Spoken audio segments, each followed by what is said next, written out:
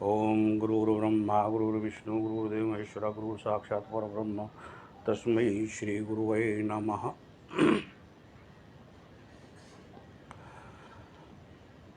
5 मई को बगलामुखी जयंती है। इस दिन मैंने बगलामुखी दीक्षा के लिए विशेष प्रावधान रखा है। बहुत से साधकों का रजिस्ट्रेशन किया जा चुका है और जो भी साधक बगलामुखी दिवस पर बगलामुखी दीक्षा प्रदान करने के लिए मैं तत्पर हूँ और वह प्राप्त करना चाहते हैं तो अपना रजिस्ट्रेशन करा लें। बगलामुखी साधना मानव जीवन के लिए एक विशिष्ट स्थान रखती है। यह 10 महाविद्याओं में 8वीं महाविद्या है और 8वीं विद्या होने के कारण से ये श्रीकुल की देवी है। अतः चतुर्वर्ग फल प्रदान करने में पूर्णतः सक्षम है। यह धर्म अर्थ काम मोक्ष चतुर्वर्ग फल प्रदायिनी महाविद्या है।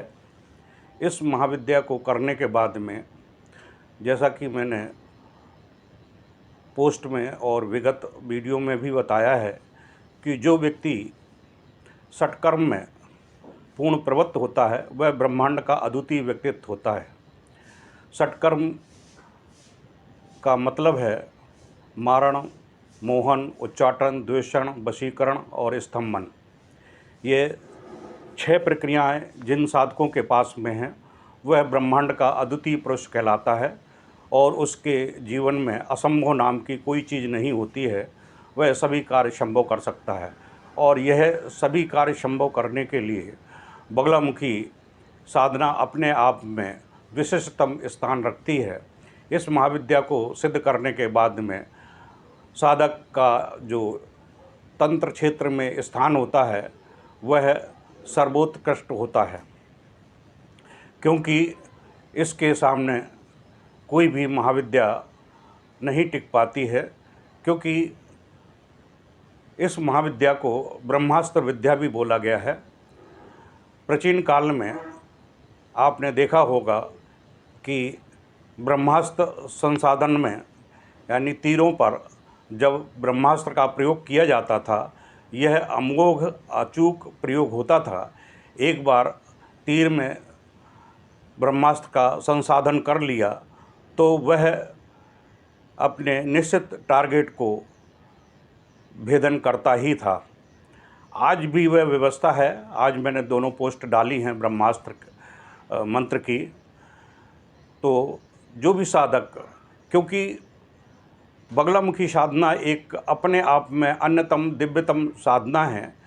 यह केवल वह व्यक्ति ही, वह गुरु ही अपने शिष्यों को प्रदान कर सकता है जिस गुरु ने महाविद्या को पूर्ण रूप से सिद्ध कर रखा हो। अगर उसके मुख से बगलामुखी का मंत्र प्रदान किया जाता है तभी बगलामुखी प्रमुख होकर शत्रु का संहार करने में सक्षम होती है। यह महाविद्या 10 महाविद्याओं में श्रेष्ठतम महाविद्या के रूप में आंकी जाती है, क्योंकि यह श्रीकुल की देवी होने के नाते यह दरिद्रता का पूर्ण विनाश करती है, दरिद्रता का उच्चाटन करती है, विद्वेषण करती है, जिससे साधक के सभी दुख, दर्द, कलेश, शत्रुबाधा तथा न्यायालय से जो भी डिसीजन लेना है अपने पक्ष में उसके लिए और बंदी मुक्त के लिए, शरीर में असाध्य से असाध्य रोग हों उनको दूर करने के लिए यह विद्या अमोघ और अचूक प्रयोग संपन्न करती है। विदित 40-45 सालों में मेरा व्यक्तिगत रूप से अनुभव रहा है कि मैंने इस महाविद्या के माध्यम से ऐसे ऐसे असंभवी से असंभवी प्रयोगों को संबंधित मंत्र के माध्यम से संपन्न किया है, जो कि अत्यंत दुर्लभ और असाध्य कहे जाते हैं। यह महाविद्या को सिद्ध करने के बाद में साधक का जो व्यक्तित्व होता है वह दैदीप्यमान होता है। वह कितनी भी आयु प्राप्त कर सके या कर ले, उसके चेहरे पर एक अजीब सा दैदीप्यमान रहता है और उसकी वाणी में ओज रहता है, तेजस्विता रहती है। और इस महाविद्या को करने के बाद में उसकी वाणी सिद्ध होती है। वह जो भी श्राप देता है या आशीर्वाद देता है वह पूर्णतः फलीभूत होता है। आपको शायद विदित होगा कि दुर्वासा ऋषि जो ब्रह्मदेव के पुत्र हैं, दुर्वासा ने बगलामुखी को पूर्णता के साथ में सिद्ध कर रखा है। तो वह अत्यंत क्रोधित व्यक्तित्व हैं और वह जब श्राप देते हैं तो उसका श्राप का काट इस ब्रह्मांड में दूसरा कोई नहीं होता है। आशीर्वाद देते हैं तो उनका आशीर्वाद पूर्णता के साथ में सफल होता ही है। आपको शायद एक घटना का जिक्र होगा, ज्ञात होगा कि जब भगवान विष्णु ने मोहिनी का रूप धारण किया था तो मोहिनी इतनी सुंदर थी कि पूरा जग मोहित हो रहा था। तो जब नारद जो बाल ब्रह्मचारी हैं, नारद ने मोहिनी को देखा तो उसके रूप में आकर्षित हो गए और उनसे विवाह करने का मन बना लिया। तो भगवान विष्णु के पास में गए, उन्होंने कहा कि प्रभु, मुझे आप अपना कुछ समय के लिए रूप प्रदान कर सकें तो अति कृपा होगी, मुझे एक अमुक कार्य संपन्न करना है। भगवान विष्णु सब जानते थे, तो उन्होंने नारद को बंदर का मुख दे दिया था। और जब मोहिनी ने वर का चयन किया तो नारद को नहीं किया, विष्णु भगवान को किया। तो नारद ने उस समय बगलामुखी का संसाधन करके अपने ही इष्ट, अपने ही देवता, अपने ही प्रभु को उन्होंने इस बगलामुखी के माध्यम से प्रयोग संपन्न किया। तो कई प्रयोगों में नारद ऋषि का जिक्र आता है कि नारद ऋषि, तो यह वह विधि है कि इसमें जब नारद अपने इष्ट को इस महाविद्या के माध्यम से परास्त करने की प्रावधान कर सकते हैं, तो आप अंदाज़ा लगा सकते हैं कि यह कितनी प्रचंड वेगात्मक शक्ति है, जो कि अत्यंत ही प्रभावशाली है। सन 1981 से लगाकर 95 तक परम पूज्य गुरुदेव डॉक्टर नारायण दास श्री माली ने 2 बार जोधपुर में गुरुधाम में बगलामुखी शिविरों का आयोजन किया था। उन दोनों शिविरों में मैंने स्वयं भाग लिया है और एक शिविर जोधपुर से बाहर संपन्न किया है, उसमें भी मैंने भाग लिया है। इस प्रकार से गुरुदेव ने अपने साधनात्मक प्रचार प्रसार के समय अंतराल में 3 बार बगलामुखी महाविद्या का शिविर का आयोजन किया है।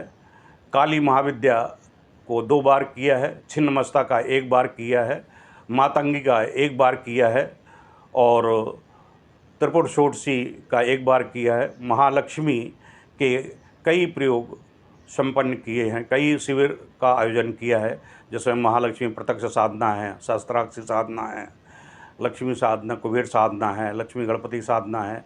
इस तरह से लक्ष्मी से संबंधित बहुत से प्रयोग संपन्न किए हैं, जिसमें गुरुदेव ने दरिद्रता से निवारण करने के लिए, साधकों को धन संपन्न से युक्त करने के लिए बहुत से प्रयोग संपन्न किए हैं। जब गुरुदेव महालक्ष्मी साधना शिविर संपन्न करवाते थे, उसमें स्वर्ण बनाने की एक प्रक्रिया का अवश्य ही ज्ञान देते थे, जिससे कि साधक अपनी दरिद्रता का निवारण कर सके। और कई साधकों ने उसमें सफलता भी प्राप्त की है। तारा साधना के 2 बार शिविर का आयोजन किया है। लेकिन इन सभी महाविद्याओं को जो गुरुदेव ने प्रदत्त किए हैं, उन महाविद्याओं को में एक अत्यंत ही गोपनीय रहस्य है। वह रहस्य ये है कि यह ठीक उसी प्रकार से कार्य करती हैं जैसे कि मान के चलिए कि भारतवर्ष में एक प्रधानमंत्री और राष्ट्रपति हैं। एक कोई साधारण व्यक्ति है, वह अगर राष्ट्रपति या प्रधानमंत्री से सीधे अगर वार्तालाप करना चाहे या अपने विधि विधान से उनसे संपर्क करना चाहे तो असंभव है। हाँ, ऐसा ज़रूर है कि कोई ऐसा व्यक्ति मिल जाए जो प्रधानमंत्री को जानता हो, राष्ट्रपति को जानता हो और तुम्हें जानता हो। वह अगर आपकी प्रशंसा या आपके संबंध में जानकारी प्रधानमंत्री और राष्ट्रपति को दे दे और जब आप मिलने जाएं तो उनका परिचय दे दें, तो आप संभवतः बड़ी शीघ्रता से आपका साक्षात्कार या वार्तालाप हो सकता है। ठीक इसी प्रकार से इन 10 महाविद्याओं में कोई भी एक महाविद्या जो भी उस गुरु ने सिद्ध कर रखी है, अगर वह महाविद्या को दीक्षित करता है, दीक्षा प्रदान करता है, तो वह महाविद्या साधक को सिद्ध होने के लिए तत्पर हो जाती है। लेकिन मैं यहाँ गोपनीय तथ्य बता देता हूँ कि कोई भी महाविद्या करने से पहले इनकी जो योगिनियाँ होती हैं, याक्षणियाँ होती हैं, वह पहले प्रकट हो जाती हैं और प्रकट होने के उपरांत साधकों को गुमराह कर देती हैं। तो इस वजह से कोई भी साधक पूर्ण महाविद्या के निकट नहीं पहुंच पाता है और वह गुमराह हो जाता है। जैसे कि मिसाल के तौर पर मैंने विगत वीडियो में बतलाया है कि जब मैं तारा साधना कर रहा था तो मैं अपने ऑफिस में बैठा हुआ था। तो उस समय एक तारा योगिनी मेरे सामने मेरे मेज के पास में प्रकट हुई और उसने कहा कि तुम क्या कर रहे हो? तो मैंने बताया मैं तारा साधना कर रहा हूँ। तो उसने कहा कि तारा साधना करने से आपको क्या लाभ मिलेगा? जो तारा दे सकती है वह मैं दे सकती हूँ। और मेरा नाम, उसने अपना परिचय बताया और सिद्ध करने की प्रक्रिया बताई। मैंने कहा कि नहीं, मैं तारा साधना ही सिद्ध करना चाहता हूँ। तब उसने कहा कि ठीक है, तुम दृढ़ निश्चयी हो, तुम तारा साधना करो, लेकिन यदि मुझे आपकी आवश्यकता पड़े तो मुझे याद कर लेना। उसने अपना एक कहा कि मेरा मंत्र है, यह मंत्र आप नोट कर लें। तो मैंने डस्टबिन से वह पेपर उठाया, ये सन 82-83 की बात है। तो मैंने डस्टबिन से कागज़ उठाया, आज भी मेरे पास में वह कागज़ सुरक्षित है। डस्टबिन से कागज़ उठाया और पेन से मैंने जो उस योगिनी ने मंत्र बताया वह मैंने मंत्र लिखा उसमें। और वह योगिनी यह वचन दे के गई कि मैं तुमसे सिद्ध हो जाऊंगी और तारा जो भी प्रदान करती है वह सब मैं प्रदान करूंगी। तो यह बात मैंने जब गुरुदेव के सामने कही तो गुरुदेव ने सभी शिष्यों को उनके उत्साह को बढ़ाने के लिए कहा कि यह जो प्रकरण है यह सभी साधकों को बताओ। तो मैंने गुरु के समक्ष ही वह विवरण सभी को बताया, वह मंत्र भी बताया और वो सिद्धि करने का प्रयोग बताया। उस समय कई साधकों ने उस योगिनी को सिद्ध किया और मनोवांछित फल प्राप्त भी किया। वह शमशान वासनी मंत्र था। तो मैं यह बताना चाहता हूँ कि कोई भी साधना संपन्न करें, जैसे कि मैंने 10 महाविद्याएँ की हैं। 10 महाविद्याओं में जो काली, मैंने गुरु प्राप्त होने से पहले मैंने 17 बार काली साधना संपन्न की थी। उसके बाद मैंने बहुत सारी साधनाएं संपन्न की, महाविद्याएं संपन्न की। जब मैं 84 में मैंने दीक्षा भावनगर में प्राप्त की और दिव्य शक्तिपात हुआ। तो दिव्य शक्तिपात के बाद में जब मैं एक महाविद्या करता था, दूसरी महाविद्या जो मेरे पूर्व जन्म में मैंने संपन्न कर रखी थी, तो वह अपने आप इंट्रोड्यूस होकर अपना परिचय देकर मेरे से सिद्ध हो जाया करती थी। मुझे क्षण मात्र में, तो मुझे केवल सिद्ध करने में केवल 2-3 महाविद्याओं का ही इस जीवन में प्रयोग करना पड़ा। जब मैंने छिन्नमस्ता साधना की थी तो छिन्नमस्ता ने स्वयं ही परम पूज्य गुरुदेव को यह कहा था कि निखिल तुम धन्य हो कि तुम्हें अपने जीवन में ऐसे शिष्य मिले। ये स्वयं छिन्नमस्ता ने परम पूज्य गुरुदेव को कहा था। गुरुदेव ने शिविर में 11:30 बजे जो प्रवचन हुआ छिन्नमस्ता साधना शिविर का, तो उसमें यह बात कही थी कि मैं आज अपने आप को गौरवान्वित अनुभव करता हूँ कि मेरे शिष्य आज उस मुकाम पर पहुँच गए हैं जहाँ मेरी कल्पना थी। तो गुरुदेव ने सन 88 में जब मुझे गुरु पद प्रदान किया था और तंत्र साधना शिविर का मैंने संचालन किया था, तो गुरुदेव ने मुझे गुरु रूप में स्वीकार करते हुए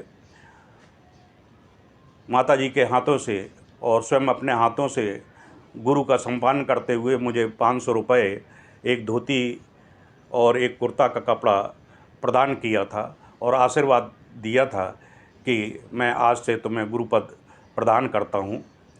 तो मेरे लिए बहुत गौरव की बात थी, लेकिन गौरव की बात तो अपने लिए थी, लेकिन मेरे अंदर किसी प्रकार का कोई अहंकार नहीं आया, ना आज की डेट में अहंकार है। इसके बाद में गुरुदेव ने अपने त्रिमूर्ति को अपना उत्तराधिकारी तो नियुक्त कर दिया, लेकिन गुरुपद से केवल वंचित रखा है। तो गुरुपद केवल मुझे ही प्रदान किया था। इसके बाद प्रताप शंकर पंड्या और डॉक्टर श्यामल बनर्जी फैजाबाद के और कई ऐसे साधक थे, उनको भी गुरुदेव ने जब 9 जोनों में सिद्धाश्रम साधक पर अंतर्राष्ट्रीय सिद्धाश्रम साधक परिवार को उत्तराधिकारी के रूप में 9 जोनों में बांटा था, तो सभी को गुरुदेव ने आशीर्वाद प्रदान किया था कि आप मेरी इस रथ यात्रा को, जो मंत्र तंत्र यंत्र विज्ञान की विधा है, इसको पूरे भारतवर्ष में प्रस्तावित और स्थापित करने की व्यवस्था संपादित करें। तो उन 9 जोनों में बांटा था। तो बहुत सी प्रक्रियाएं हुई। फिर इसके बाद में गुरुदेव के साथ में जब मुझे गुरुपद प्रदान कर दिया गया तो बड़ा षड्यंत्र हुआ। निर्मोही श्रीवास्तव, जो गुरु सेवक के रूप में कहते हैं, इन्होंने बड़ा षड्यंत्र रचा। षड्यंत्र रचने के बाद में गुरुदेव को वहाँ से उठाकर, जोधपुर से उठाकर कोहाट एनक्लेव दिल्ली में एक बंधक के रूप में बना लिया। जहाँ 7 दिन का शिविर लगता था तो केवल 1 दिन का शिविर लगने लगा। तो हम जितने भी पुराने गुरु भाई थे, गुरुदेव की वह दशा को नहीं देख पाते थे। गुरुदेव बहुत ही विचलित और परेशान अपने आप को महसूस करते थे कि गुरुदेव को जो ज्ञान देना था वह ज्ञान नहीं दे पा रहे थे। अब 1 दिन के शिविर में कोई भी साधक या कोई भी आता था तो केवल दीक्षा लेके चला जाता था। तो गुरुदेव के अंदर जो तड़प थी ज्ञान देने की, वो केवल अधूरी रह गई। फिर उनके बाद में षड्यंत्र किया गया। षड्यंत्र सबको मालूम है कि क्या षड्यंत्र के अंतर्गत उन्होंने जो देह त्याग की, वो उसमें भी एक अलग प्रक्रिया है। तो मैं तारा साधना, बगलामुखी साधना के लिए तब कह रहा था कि यह साधना अपने आप में अन्यतम दिव्यतम है और गुरुदेव ने उन रहस्यों को तीनों शिविरों में उद्घृत किया है, क्योंकि उन्होंने कहा था कि यह महाविद्या का मैं 3 शिविर इस वजह से लगा रहा हूँ कि कलयुग में इस महाविद्या की आवश्यकता पड़ेगी। फिर उन्होंने जब तीसरा शिविर लगाया था तो उन्होंने 10 महाविद्याओं का संपुटीकरण करते हुए, यानी एक महाविद्या का दूसरी महाविद्या, दूसरी महाविद्या का तीसरी महाविद्या, और उन महाविद्याओं के मंत्रों को संपुटित करके प्रचंड से प्रचंड वेगात्मक रूप में कार्य करने की जो क्षमता शिष्य में आए, जिससे कि शत्रु परास्त हो सके और साधक अपनी मनोवांछित मनोकामना को सिद्ध कर सके। इसके लिए जो व्यवस्थाएं उन्होंने बताई थी, वह संपुटीकरण की प्रक्रिया अत्यंत ही गोपनीय और रहस्यात्मक और प्रभावशाली है। वह अगर साधक संपन्न करता है, जैसे कि धूमावती बगलामुखी का प्रयोग है, किस प्रकार से संपुटित किया जाता है, छिन्नमस्ता और बगलामुखी का कैसे संपुटितकरण किया जाता है, तारा साधना जो धन प्रदायक है और बगलामुखी जो धन प्रदायक है, इन दोनों का संपुटीकरण कैसे किया जा सकता है, जैसे कि दरिद्रता जन्म जन्मांतर तक के लिए दूर हो जाए और उसके पीढ़ी दर पीढ़ी के लिए दरिद्रता का प्रवेश ना हो, इसके लिए विशिष्ट संपुटीकरण प्रयोग बताएं। इसी प्रकार से काली कुल में काली का भी प्रवेश कराया कि काली कुल में जितनी भी देवियां हैं उनका जो संपुटीकरण प्रयोग कराया वह अलग प्रक्रियाएं हैं। तो इस प्रकार से बगलामुखी अपने आप में दिव्यतम अन्यतम महाविद्या साधना है। इसको करने के उपरांत साधक एक और महाविद्या सिद्ध कर लेता है और कुंडली और शस्त्रार्थ जागरण करके क्रिया योग में पूर्ण दक्षता प्राप्त कर लेता है, तो उसको सिद्धाश्रम के दरवाजे खुल जाते हैं। सिद्धाश्रम जाने के लिए, जैसे कि मैंने पहले भी इन चीज़ों को स्पष्ट किया था कि 2 महाविद्याएँ प्रत्यक्ष रूप से होना चाहिए, कुंडली और शस्त्रार्थ जागरण होना चाहिए, गुरु में पूर्ण संलग्नता लीनता होना चाहिए, तभी साधक सिद्धाश्रम में प्रवेश कर सकता है। और सिद्धाश्रम में आज भी उन विषयों पर चर्चा विशेष रूप से होती है, क्योंकि मैं देख रहा हूँ कि वर्तमान समय में कुछ ऐसे गुरु हैं जो ज्ञान तो दे रहे हैं, सब कुछ दे रहे हैं, लेकिन साधक भ्रमित हो रहे हैं। तो साधकों को भ्रमित होने की आवश्यकता नहीं है। जहाँ उनको सच्चा ज्ञान मिले वहाँ जाएं। मन उनका अपना है, चिंतन उनका अपना है और व्यवस्थाएं उनकी अपनी हैं। जो जिसका जहाँ मन रमता हो वहाँ आप जा सकते हैं, स्वतंत्र हैं सब। लेकिन जो गुरुमुख से प्रदत्त प्रक्रियाएं हैं, जैसे मेरे पास में 250 कैसेटें थी जो शुरू से आखिर तक गुरु के मुख से निकली हैं, वो मैंने विरल पटेल को दे दी। लेकिन मेरे पास में पूरा साहित्य पत्रिकाओं का भी और मेरी डायरी का भी मेरे पास में सुरक्षित है। और मेरा जब मन करता है देने का या वीडियो बनाने का, तो उनमें से ही कुछ अंश प्रदान करके मैं शिष्यों को प्रदान कर देता हूँ। यह मेरे अपने व्यक्तिगत है। मैं किसी के दबाव में नहीं हूँ, मैं किसी के लालच की प्रवृत्ति में नहीं हूँ। मेरी इस आयु 70 साल की आयु में जो मेरे से बन पड़ रहा है वह साधकों को मैं प्रवृत्त कर रहा हूँ। ये साधकों पर निर्भर करता है कि उनके अंदर कितना समर्पण भाव है, कितना वह प्राप्त करना चाहते हैं, कितना प्राप्त करके अपने जीवन को उत्तरोत्तर वृद्धि प्राप्त करना चाहते हैं। तो मेरे लिए तो उनके दरवाजे खुले हैं। अब गुरुकुल की स्थापना हो चुकी है। जो भी साधक निरंतर साधनाएं संपन्न करना चाहता है उनके लिए राजराजेश्वरी निखिलेश्वरानंद पीठ कानपुर के दरवाजे खुले हुए हैं। कोई भी आकर कितने समय तक भी अपनी साधनाएं संपन्न कर सकता है, मेरे ज्ञान को उद्धृत कर सकता है, मेरे ज्ञान और मेरी चेतना के अधीनस्थ रहते हुए वह साधनाओं को सिद्ध कर सकता है। उनके लिए दरवाजे खुले हुए हैं। निःशुल्क है, इसमें किसी प्रकार का शुल्क नहीं है। केवल अपने खाने पीने की जो व्यवस्था होगी उसके लिए जब साधक आएंगे तो अपने आप ही व्यवस्था वह संपादित की जाएगी और हो जाएगी। इसलिए कोई दिक्कत वाली बात नहीं है। जो भी साधक आना चाहता है तो वह उनके लिए राजराजेश्वरी निखिलेश्वरानंद पीठ के दरवाजे खुले हुए हैं। आप निःशुल्क ज्ञान प्राप्त कर सकते हैं। निःशुल्क रूप से आप आवास ग्रहण करके साधना संपन्न कर सकते हैं। मैं एक बात और बता देता हूँ कि कुछ साधक या कुछ गुरु ऐसे हैं, उनके बारे वो जब किसी की आलोचना करते हैं, ज्ञान की पराकाष्ठा को नहीं पकड़ पाते हैं, तो यह उचित नहीं है। इसलिए सतर्क रहें, सावधान रहें, अपने मन, विचार, बुद्धि, विवेक का सदुपयोग करते हुए सद्गुरुदेव की शरणागत होकर अपने आध्यात्मिक पथ को सही ढंग से पकड़ते हुए साधनाओं को सिद्ध करें और आप लोगों को सिद्ध हों, यही मेरा शुभ आशीर्वाद है। इतिश्री। इस वीडियो को ज़्यादा से ज़्यादा शेयर करके, लाइक करके और ज़्यादा से ज़्यादा विस्तारित कर सकें, जिससे कि लोगों को इसका ज्ञान प्राप्त हो सके। इतिश्री। जय गुरुदेव।